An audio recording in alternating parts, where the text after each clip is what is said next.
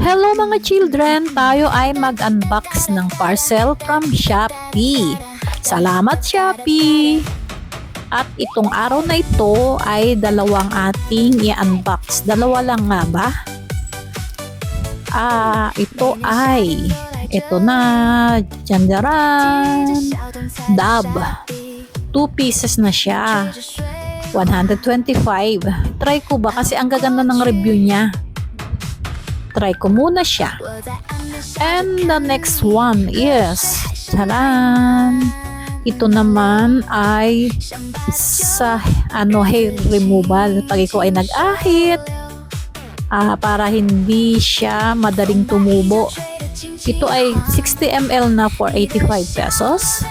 Natural hair removal. Ito ay oil sa mga nag-aahit. Yan, pahid mo lang to para hindi siya madaling tumubo daw. At next na araw, at ito naman ang ating in-order.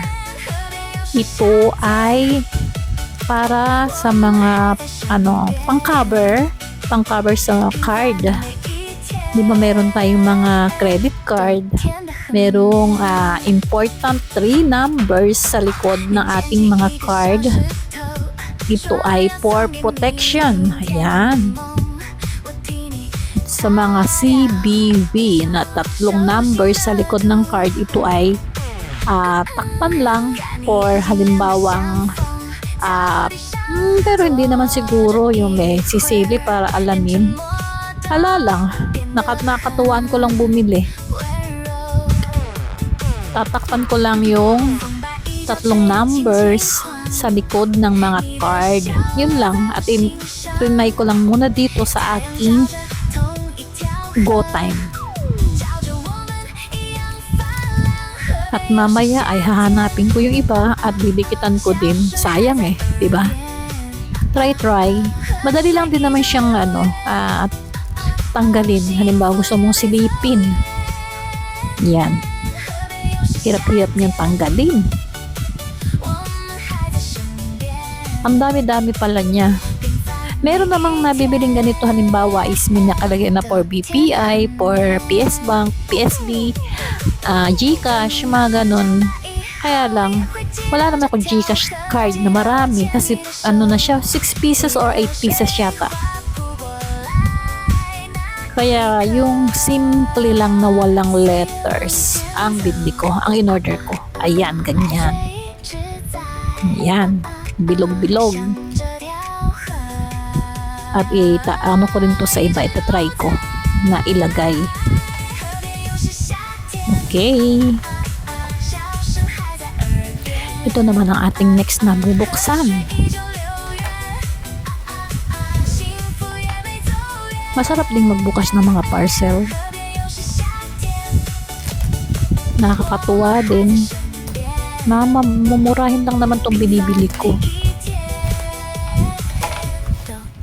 At naman to?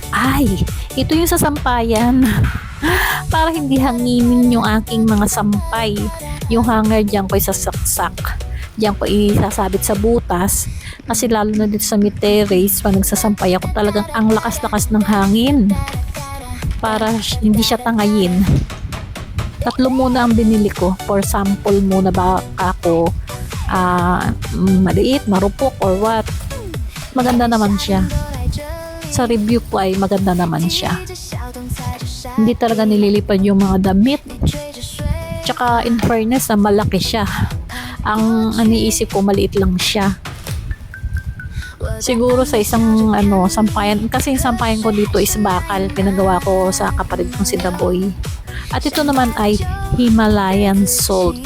Alam nyo na, para sa health, huwag nang gumamit ng asin, ito na lang ang mura-mura niya.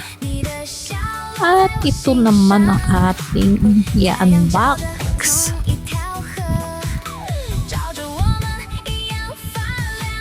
Ito ang shoe polish. Yung shoe cleaner. Yan. Para sa aking mga puting shoes. Pero mukhang hindi siya maganda. Hindi ako nagandahan sa kanya. Para hindi rin natatanggal.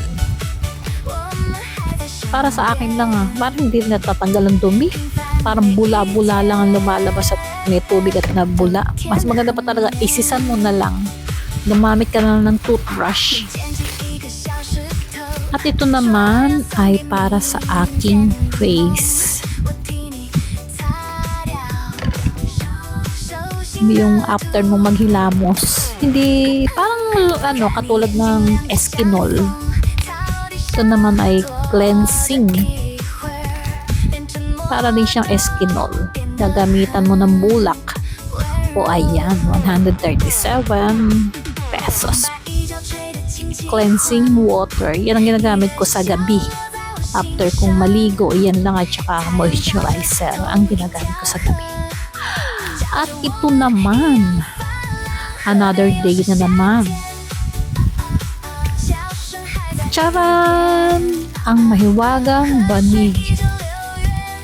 O yan, kasi yung una kong banig, nila namin nung undas sa simenteryo at nilatan. Medyo naputikan. Pinamigay ko na.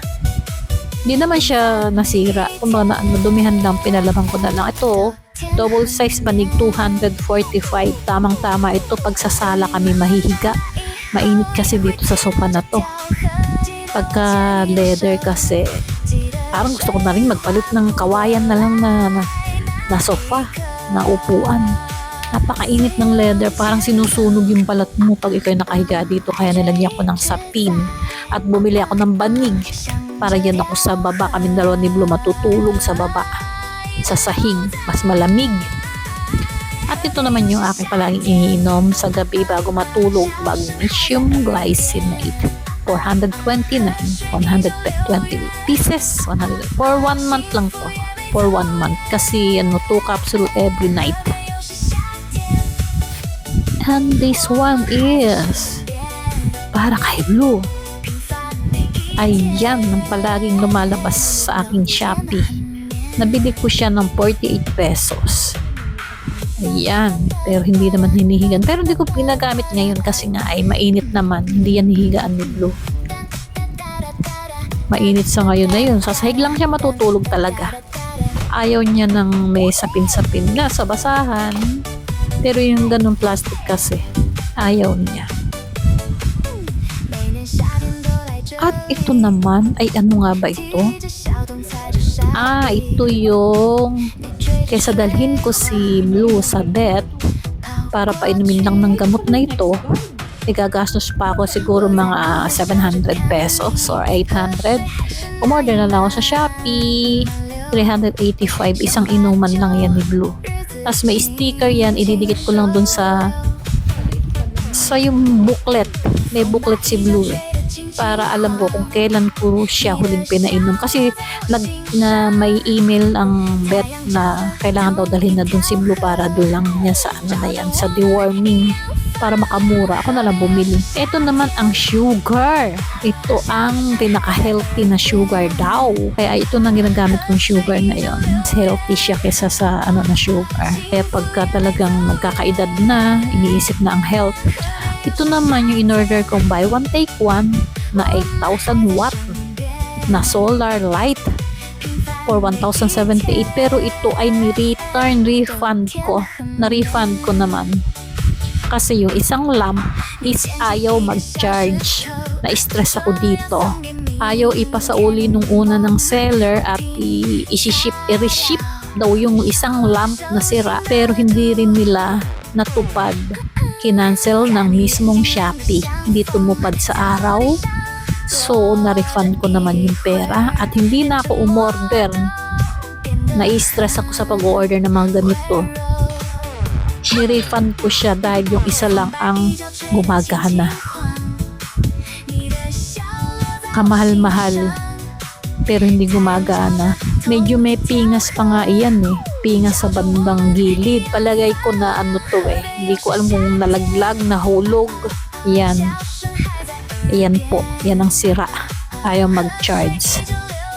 Thank you Shopee. Salamat Shopee. Thank you mga children. Bye bye.